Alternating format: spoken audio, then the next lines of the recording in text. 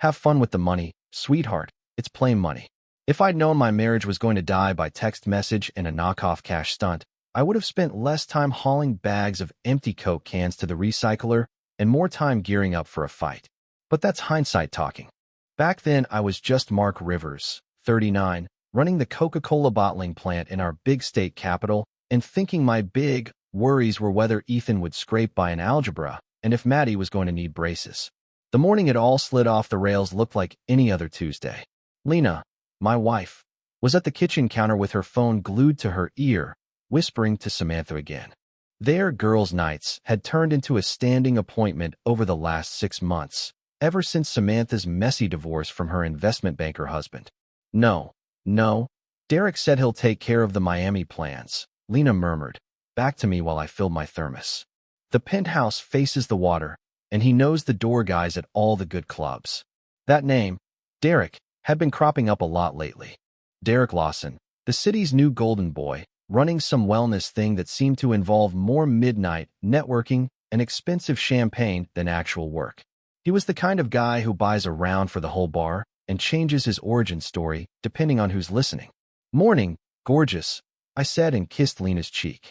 She flinched just a hair and angled the phone away. Oh, hey, honey. Sam and I are mapping out another weekend trip.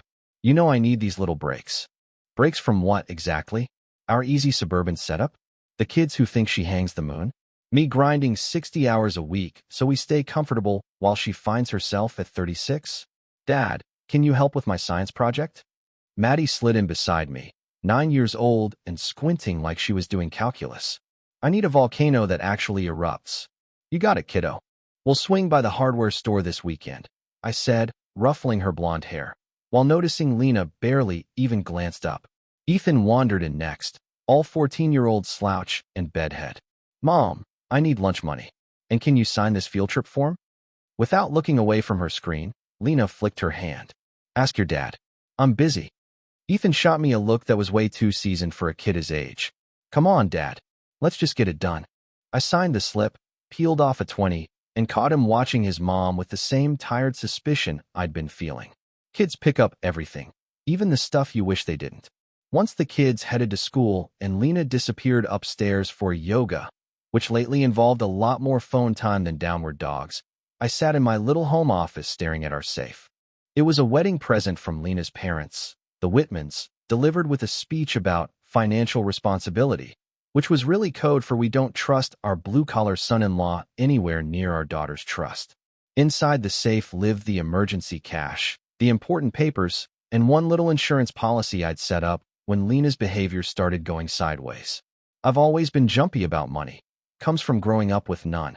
So when Lena began making odd withdrawals and tossing around investment chatter with Derek, I got creative.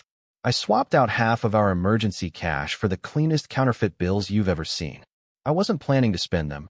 No way I'm chasing federal charges. But I had a nasty hunch Lena might try something dumb, and I wanted a tripwire. The fakes were good enough to fool a quick glance, but the second anyone tried to deposit them or run them through a real machine, they'd light up like a Christmas tree. Think of it as a booby trap with bite. My phone buzzed. Text from Tom, my boss at the plant. Board meeting moved to 2 p.m. We're the good tie. I snorted despite myself. Tom's old school Coca-Cola, 30 years from delivery driver to regional supervisor. He knows I only own 2 ties, and the good one is simply the one without stains. The bottling line is my church. Metal clanking in rhythm. The soft hiss when carbonation kisses the syrup, that syrupy sweet smell drifting through the air. It's straight-up honest work that turns into something people actually want. Unlike Derek's mystery wellness empire or Lena's sudden fascination with consulting. Mark, you look like somebody watered down your soda, Tom said when I stepped into his office. Everything's solid at home. He's one of the few who know Lena's folks never thought much of my job. Every holiday, the Whitmans found a new way to remind me their daughter had married below her station. Same old domestic bliss, I said. So what's the board meeting about? Cost cuts. Tom grunted, face creased. Streamline this, consolidate that. He waved it off. Don't lose sleep, you're safe. Best plant manager we've had in years. Just keep your ears open. I nodded, but my mind was already back at that safe, and the trap I hoped I'd never have to spring. The meeting was your standard corporate song and dance. Suits flown in from Atlanta preaching optimize efficiency and maximize shareholder value. I sat through 2 straight hours of PowerPoints while my phone kept buzzing with more and more urgent texts from Lena. We need to talk when you get home. It's important. Where are you? By the time I rolled into our driveway at 6:30, Lena's BMW was gone. Ethan was shooting hoops by the garage, and Maddie was perched on the front steps with a paperback. Where's Mom? I asked. Ethan drilled the ball against the garage door. She took off like an hour ago. 2 suitcases. Kept checking her phone. Said she'd call later. Maddie lifted her book, something with wizards and dragons. She was crying, Daddy, she said softly. But not sad crying, excited crying. Kids see straight through you. Inside, the safe hung open like a jaw, empty. Every dollar gone, along with Lena's passport and her jewelry. The important documents were still there, birth certificates, insurance policies, the house deed. So either she rushed, or she wasn't planning to vanish forever. My phone chimed with a text that froze my blood, and, somehow, made me grin. Cleaned out the safe. Starting fresh with Derek. Don't try to find us. This is for the best. Lena. I stared at it for a beat, then typed back, enjoy the cash. What I didn't add. She'd just lifted $30,000 of the prettiest, crispest, totally useless counterfeit bills you'll ever see. Derek Lawson, wellness wonder and silver-tongued charmer, was about to get a pricey lesson in trust. Upstairs, I checked Lena's closet. Half her wardrobe was gone, plus the designer handbags and the diamond studs her mom gave her for our 10th anniversary. On the bathroom counter, she'd left her wedding ring like a little spotlighted accusation. Dad. Ethan stood in the doorway, Maddie hovering behind him. Is Mom coming back? I looked at my kids, Ethan trying to be stoic but scared, Maddie hugging her book like a shield, and felt something cold and solid lock into place inside me. It wasn't just anger, it was resolve. I don't know, buddy, I said. But whatever happens, we're going to be okay. Ethan nodded, though doubt flickered in his eyes. Can we order pizza? Maddie asked, small as a whisper. Absolutely, I said. Extra cheese, pepperoni, and those little peppers you love. While I called in the order, I was already sketching my next moves. Lena thought she'd outfoxed me, ran off with her boy toy and our life savings. She had no clue what she'd actually taken or what was headed her way. She was about to learn. Morning delivered 2 gifts, a bourbon headache from last night's solo strategy session, and a phone call from Samantha that flipped the table. Mark. Oh God. Mark, you need to hear what's happening. Her voice was shaky, a little slurred. I'm so sorry. I never thought they'd take it this far. I stood at the kitchen counter, pouring coffee in a house that felt too quiet, the kids already at school. Sam, slow down. What are you talking about? The money, she said. Lena and Derek. They went nuts last night. Hit 3 casinos. Bought drinks for everyone. Derek was throwing hundreds like confetti. Lena kept laughing about finally being free from her boring life. My grip tightened on the phone. How much did they burn? All of it, Mark. Every last dollar. She lowered her voice. And that's not the worst part. Derek's got connections. Not the legal kind. They were talking about washing cash through his wellness centers, using Lena's trust as seed money for some sort of gambling play. I almost laughed, almost. Where are they now? The penthouse. Derek's place downtown. Mark, I think they're in deep trouble. Some guys in suits showed up at the casino after midnight asking about the bills Lena used. They looked like federal agents. Federal agents. Which meant my beautiful dummy bills were doing exactly what they were built to do. Samantha, listen carefully, I said. You need distance. Don't take Lena's calls. Don't go near that penthouse. And if anyone asks, you don't know a thing about their money. Got it? But Mark. No buts. Please. Trust me. I hung up and immediately dialed my lawyer, Adam Keller, sharp guy who handled my will and a couple supplier dust-ups. Adam, I need some quick guidance. Hypothetically, if someone stole cash from me and it turned out to be counterfeit, what kind of legal fire are we talking about? A pause. Mark, tell me this is actually hypothetical. Let's say I like to be prepared. Well, hypothetically, passing counterfeit currency is federal, he said. Secret Service jurisdiction. They don't play. If the passer didn't know, sometimes there's wiggle room. But if there's any sign of intent, or they're tied to other criminal activity, he let out a low whistle. It gets very ugly very fast. We're talking about real federal time here, Adam said. Serious stuff. And the person who originally had the fake cash? I asked. If they can show it was stolen from them and they didn't know it was counterfeit, they're usually in the clear, he said. But Mark, if you're sitting on counterfeit bills, you need to surrender them right away. Understood. Thanks, Adam. I hung up feeling better than I had in months. Lena stole from me, walked out on our kids, and ran off with a crook. Now she was about to learn what consequences look like. My phone rang again. Lena. Mark, we need to talk, she said, voice tight and shaky. Do we? Your text yesterday felt pretty final. There's been a misunderstanding about the money. Some of it might be problematic. Problematic how? Can we meet somewhere neutral? I'll explain everything. I almost said yes. Almost slipped right back into the routine of fixing Lena's messes and shielding her from fallout. Then I saw Ethan's worried face in my head. I felt Maddie clinging to my leg again. No, Lena. You made your choice. Live with it. Mark, please. Derek says if we can't fix this, we're both going to prison. Then you better hope Derek's as smart as he acts. I ended the call and powered off my phone. The rest of the day blurred into normal dad stuff. Work, pickup line at school, homework at the kitchen table, dinner on real plates. I was tucking Maddie in when Ethan appeared in the doorway. Dad, there are some guys outside in a black car. I looked out her window.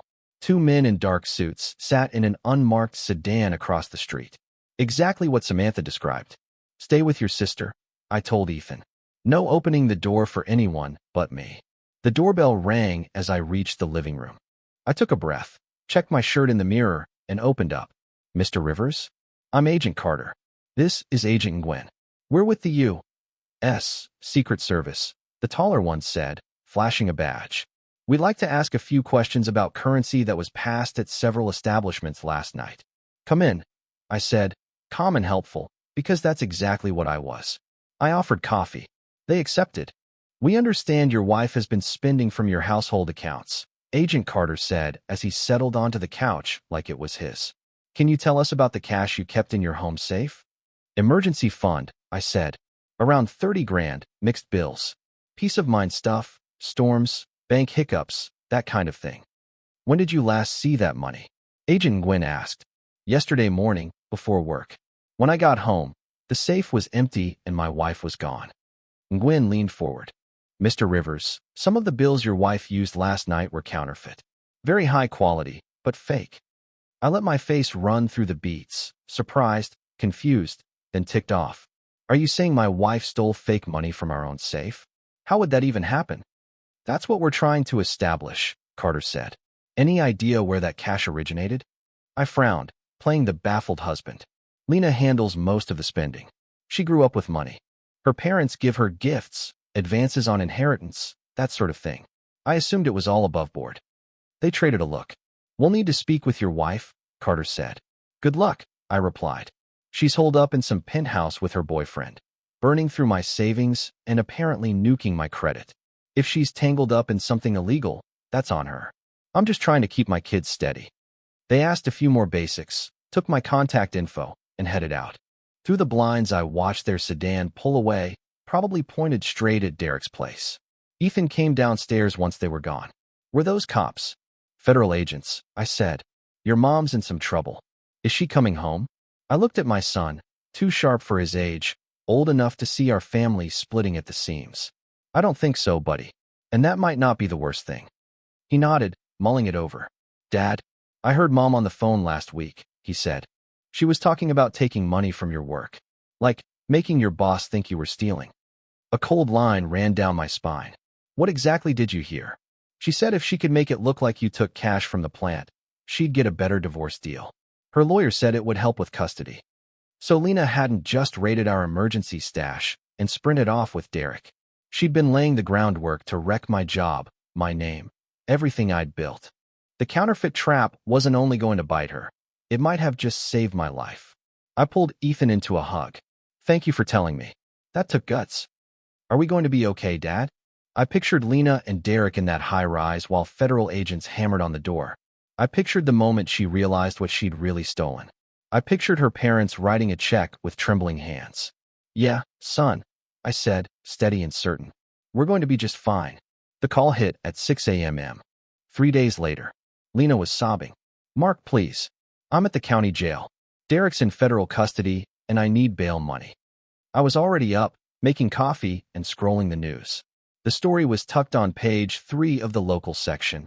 Local businessman arrested in counterfeiting probe. Turns out Derek's wellness empire was a front for laundering, and those counterfeit bills had led investigators straight to him. "How much?" I asked, though I had zero intention of helping. "50,000, she said. "My parents won't pick up, and my lawyer says if I don't make bail, I'll sit here for months waiting on trial." "Maybe you should have thought about that before you cleaned out our safe," I said. "I made a mistake, Mark. A huge one, but I'm still the mother of your kids." "Wrong card to play." "Really?" "Because when Ethan needed help with his science project and Maddie wanted someone to read those bedtime chapters, where were you?" "Oh, right. Planning your big getaway with your criminal boyfriend." "It wasn't supposed to happen like this," she said, voice cracking. "Derek said he had everything under control." "Derek's a con artist who lives on pills, Lena. Half the city knows it. You were the only one who didn't." She cried harder, and for half a second I almost felt sorry for her. Almost. "The kids need their mother," she whispered. "The kids need stability," I said. "They need a parent who actually puts them first, not the next thrill." "I want to see them. Talk to your lawyer about visitation. If you get out." I hung up and immediately dialed Adam Keller. "I need to file for emergency custody," I told him, "and I want to start the divorce today." "Mark, take a breath. What happened?" he asked. I laid out the arrests, the feds, and Lena's early morning plea. Adam let out a low whistle. "That changes the landscape. With Lena staring at federal charges, full custody shouldn't be a heavy lift. But are you sure you want to move this fast? My wife stole our savings, abandoned our kids, and got mixed up with criminals," I said. "How much slower should I go?" "Point taken," he said. "I'll have papers ready this afternoon." The next few weeks blurred, lawyer meetings, court dates, and me doing everything I could to keep the kids' routine steady. Lena eventually made bail. Her parents caved and put their house on the line. But the damage was already baked in. The custody hearing was almost anticlimactic. Lena showed up hollow-eyed and desperate, designer clothes wrinkled, hair unwashed. Her lawyer, a weary public defender, mumbled something about temporary insanity and the sacred bond between mother and child. Judge Deborah Harris wasn't buying any of it. "Mrs. Rivers," she said, peering over her glasses, "you abandoned your children to pursue a relationship with a man now facing federal charges for money laundering and counterfeiting. You drained the family's emergency funds and spent them on gambling and alcohol. Explain why I should allow you unsupervised access to these children." I made mistakes," Lena whispered. "But I love my kids." "Love isn't enough, Mrs. Rivers," Judge Harris said. "Children need stability, safety, and parents who prioritize their welfare." She signed the order. "Temporary full custody to Mr. Rivers. You will have supervised visitation pending the outcome of your criminal case." Lena collapsed into her chair, sobbing. In the back row, her parents looked like they'd aged a decade in a month. Out on the courthouse steps, Patricia Whitman, Lena's mother, cornered me. "This is all your fault," she hissed. "If you'd been a better husband, a better provider, Lena wouldn't have looked elsewhere." I stared at the woman who'd spent 15 years making sure I knew I wasn't good enough for her daughter. "Mrs. Whitman, your daughter stole 30 grand and ran off with a criminal. But somehow that's on me?" Lena was unhappy, she shot back. "She needed more than you could give. What she needed was to grow up," I said. "Instead, you and your husband spent 20 years telling her she was special and the rules didn't apply. Now she's learning what consequences look like. That's not my doing, that's yours." I walked away, leaving her sputtering on the steps. Ethan was waiting in the car. He insisted on coming to the hearing. "How'd it go, Dad?" "We won," I said. "You and Maddie are staying with me." He nodded, trying to look older than his years, relief leaking through anyway. "Is Mom going to prison?" "I don't know," I said. "Maybe. Probably." "Good," he said quietly. Then his eyes widened, like he couldn't believe he'd said it. "Is it awful to be glad your own mom might go to prison?" I pulled him in. "Buddy, your mom made choices that hurt us," I said. "It's okay to be mad about that. It's okay to want her to face the fallout," I told Ethan. "I just want things to be normal again," he said. "They'll be normal. Just a new kind of normal," I said. And we'll get there. That night, after Maddie was out cold and Ethan was hunched over algebra, I cracked a beer in my home office. A thick folder sat on the desk: custody orders, divorce filings, bank statements. Lena had tried to blow up our family for a fantasy, and somehow she'd managed to lose everything instead. My phone buzzed. A text from Samantha. Heard about the custody hearing. I'm sorry. Lena's staying with me until the trial. She's not doing well. I typed back. That's not my problem anymore. Even as I hit send, something pinched inside me. Not guilt exactly. More like grief for the life I thought we had. We were happy once, or at least I believed we were. We built a home. We made plans. We had kids. Now she was staring down federal charges. Her parents had mortgaged their house to float her legal mess. And our children were asking why their mom didn't love them enough to stay. Those counterfeit bills did more than I ever expected. Lena didn't just swipe worthless paper. She pocketed her own future. An email popped up from Tom. Board meeting tomorrow. Good news to share. I shut the legal folder and opened my laptop. Whatever tomorrow threw at us, Ethan, Maddie, and I would handle it together. Lena made her choice. She could live with it. The next morning's meeting delivered exactly what Tom promised. Not only was my job safe, they were promoting me to regional supervisor, Tom's old slot. He was finally retiring to fish and spoil the grandkids. Congratulations, Mark, said Janet Morrison, the regional VP. Your plant leads the Southeast in efficiency, and your team loyalty scores are off the charts. The promotion comes with a 40% raise and a company car. I shook hands around the table, collecting congratulations from people who hadn't bothered to learn my name 6 months ago. The irony wasn't lost on me. On the same day I was cutting ties with a woman who swore I'd never be more than a plant guy, I was landing the biggest step of my career. There's one catch, Janet added as we wrapped. The role includes travel. You'll oversee 6 plants across 3 states. Will that be an issue with your family situation? Actually, I said, it's perfect timing. A fresh start wouldn't hurt. I drove home in a brand new company car, a silver Chevy Tahoe worth more than Lena's BMW, and felt something I hadn't felt in years: real optimism. The kids were waiting on the porch when I pulled up. Maddie ran to the SUV, eyes huge. Daddy, is this ours? It's mine from work, I said. Got promoted today. Ethan let out a low whistle. This is way cooler than Mom's car. We celebrated at the fancy steakhouse downtown, the one Lena always said was too much for a Tuesday. Ethan ordered the biggest steak they had. Maddie went for shrimp the size of her fist. I treated myself to their best bourbon. So what does the promotion mean? Ethan asked, carving like he was in an oar. More money, more responsibility, and some travel, I said. I'll be overseeing plants in Tennessee, North Carolina, and South Carolina.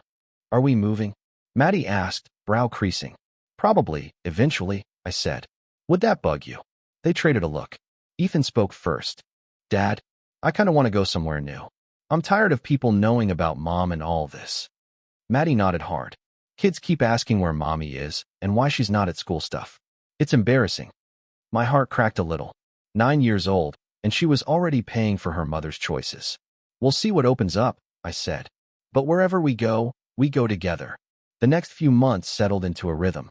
I threw myself into the new job, site visits, efficiency tweaks, earning trust at each plant. The kids steadied. Ethan's grades climbed fast, and Maddie got into the advanced reading group. Lena's trial landed on the fall docket.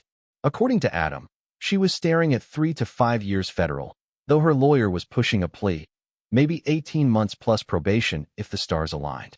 She wants to see the kids, Adam said during a check-in. Her attorney thinks maintaining contact could help at sentencing. Absolutely not, I said. She's had supervised visits for 6 months and never showed. She doesn't get to play devoted mom now. Mark, I have to caution you, Adam said. A total shutdown could backfire. Courts hate it when one parent blocks the other completely, Adam said. Fine, I replied. She can see them, but only under supervision at the family court building. 2 hours, once a month, with a social worker in the room, and only if she's been clean and sober for at least 30 days. Adam nodded. That's reasonable. I'll draft it. Lena never took us up on it. Despite me telling Samantha I didn't want updates, she still texted me. Lena was drinking hard, evicted from her apartment, and back living with her parents. The Whitman house was in foreclosure, They'd borrowed against it to cover Lena's bail and legal fees. Patricia's art gallery had shut its doors after their rich friends quietly stepped away from the scandal. Richard Whitman, who'd spent years lecturing me about financial prudence, was now selling sectionals at a furniture store. I wanted to feel sorry for them. Instead, I felt that cold click of justice. It was Ethan who raised the idea of revenge. We were back at his science project, the volcano we'd started before Lena bolted. As we mixed vinegar and baking soda, he glanced up with those two old eyes. "Dad, are you ever going to get Mom back for what she did?" I stopped stirring. "What do you mean? She hurt you. She hurt me and Maddie. She even hurt Grandma and Grandpa, even if they're kind of jerks. And it feels like she'll just go to prison, and that's it." "Your mom's facing federal charges," I said. "She's lost her family, her home, her reputation. What more do you think she needs?" He thought about it. "I don't know. It just seems like she should really understand what she did to us. Prison is just sitting. She should have to feel how bad she made us feel." Out of the mouths of kids. That night, after they were asleep, I sat in my office and really let it land. Lena would do a couple years, maybe write a book about redemption, and spin herself as the victim. Meanwhile, Ethan was seeing a counselor for abandonment, and Maddie woke up crying from dreams where I disappeared too. Our family got shattered by her choices, and she was staring at what felt like a slap on the wrist and 3 square meals. Maybe Ethan was right. Maybe she needed to truly face her consequences. I opened my laptop and started digging. By morning, I had a plan. It took 3 months to pull off, and it was beautiful in its simplicity. Step 1. I hired a private investigator, Sarah Kim, a retired detective who specialized in financial crimes. Her brief: map Derek's business dealings and find the bottom of the laundering pit. What she turned up was better than I'd hoped. Derek wasn't just washing money through his wellness centers. He was running a full-blown fraud shop, hawking fake investments to wealthy retirees. The counterfeit cash was the least of it. More important, Sarah found that Lena wasn't just Derek's gullible +1. She was active in the grift, leveraging her trust fund connections to bring fresh marks into Derek's schemes. My wife hadn't just cheated and stolen. She'd been running cons. "Mark, this could hammer her sentencing," Adam said after I showed him Sarah's report. "It will," I said, "but not because it comes straight from me." Step 2 was elegance itself. Sarah bundled everything: bank trails, recorded calls, victim statements, into an anonymous tip to the FBI. Clean, untraceable, devastating. Lena's plea deal evaporated overnight. 18 months turned into a new range: 10 to 15 years, federal. But I wasn't done. Step 3 was personal. A week before Lena's new trial date, I called Patricia Whitman. "Mrs. Whitman, it's Mark. We should talk." "I have nothing to say to you," she snapped, but the exhaustion in her voice was obvious. The last year had wrung her out. "It's about Lena's defense fund," I said. "I have information that could help." That got her attention. We met at a downtown coffee shop, neutral ground. Patricia looked a decade older, gray peeking through her perfect blowout, designer clothes wrinkled, eyes hollow. "What information?" she asked. No small talk. I slid a folder across the table.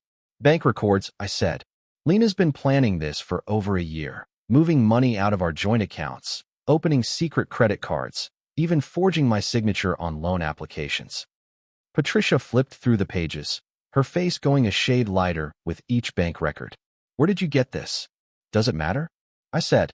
"Point is, Lena didn't just make a bad call or get swept up in Derek's mess. She was lining up a financial kill shot and taking the kids with her. The counterfeit stuff was only the surface."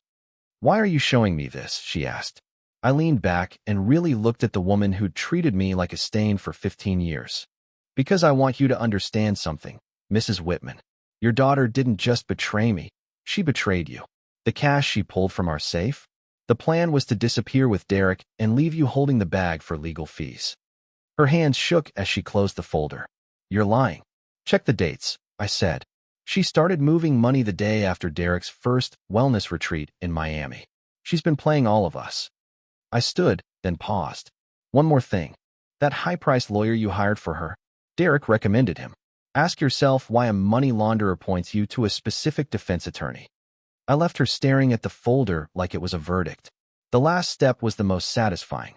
Lena's trial turned into a media circus. Everything the city loves: country club drama, federal charges, family betrayal, and a slick con man who vacuumed retirements dry. I sat in the front row every day, Ethan on one side, Maddie on the other. Lena looked wrecked, thinner, sallow, hair limp, but it was her eyes that told the story. She finally realized she was completely, absolutely alone. Her parents never showed. The expensive lawyer withdrew, and a weary public defender took over. Samantha had moved to California to outrun the scandal. Even Derek flipped and testified. When the verdict came, guilty on all counts, Lena sagged as the bailiff cuffed her. She shot me one last look, and I saw it land. This wasn't bad luck catching up. This was justice, planned and precise. Outside, cameras crowded us. I gave them what they wanted. I'm just glad my children and I can move forward, I said, with Ethan and Maddie flanking me. Lena made her choices. Now she lives with the consequences. We wish her well, but our focus is building a positive future together. The grieving dad, protecting his kids. It played. That night I sat with a bourbon and the morning paper. 12 years in federal prison. Her parents had lost their house and their place in the pecking order. Derek was in protective custody. Too many enemies for general population. My phone rang. Samantha, calling from California. Mark, you don't want to hear from me, but I need to say this. What you did, it was brilliant. I don't know what you mean, I said. Oh, come on. The anonymous tip that nuked her plea deal. The evidence that made her parents' fancy lawyer vanish. You orchestrated every beat. I sipped and kept quiet. She deserved it, she went on. What she planned to do to you. And the kids. I heard some of those calls. She was going to destroy your career, take the children, disappear with Derek. You just beat her to it. Lena wrecked herself, I said. I made sure the truth got daylight. For what it's worth, Ethan and Maddie are lucky to have you, she said. Lena never deserved them. After the call, I went upstairs. Ethan was reading under the covers with a flashlight. Maddie slept in a nest of stuffed animals. They were safe. They were calm. And whatever it took to secure that, it was worth it. The next morning Adam called while I was flipping eggs. Mark, you're not going to believe this. Lena's appealing, claims Derek coerced her. But here's the kicker. The prosecution has evidence she masterminded several cons. Derek was the face. She pulled strings. I almost laughed. So the appeal's dead on arrival, and they might add charges. She could be looking at 20 now. 20. Ethan would be 34, Maddie, 29. Adults with their own lives, untouched by her chaos. There's more, Adam said. The IRS is going after her parents for tax issues tied to the gifts they funneled her. Looks like those were structured to dodge estate taxes. They could lose everything. Perfect, I said and hung up. I turned to find Ethan in the doorway. Hair a mess, pajamas still on. Good news, Dad. Very good. Appeal denied. We're clear to start our new life. He grinned, the first honest smile I'd seen on him in a year. So, North Carolina, like you said? We can do whatever we want, son. The map's wide open. Maddie bounced in, hair flying. Are we having pancakes? We're having anything you want, kiddo. Today's a celebration. As I whisked batter and listened to them plot their day, I thought about the last year. Lena tried to trade our family for a fantasy and handed me everything I actually wanted. Full custody, a career that was finally seen, and the clean satisfaction of consequences. The counterfeit trap was just the spark. The digging, the evidence, the timing, that was the burn that followed. She chased thrills, danger, and easy money. What she got was at least 12 years, and with the new charges, maybe closer to 20, plus the knowledge that she threw away what mattered for a con man who flipped the second it suited him. Ethan was right. She needed to feel what she'd done to us. I flipped pancakes and smiled, picturing our place in North Carolina, the kids' new schools, the life we'd build, steady, simple, ours. A life where actions had consequences, and justice came with a crisp, perfectly carbonated finish.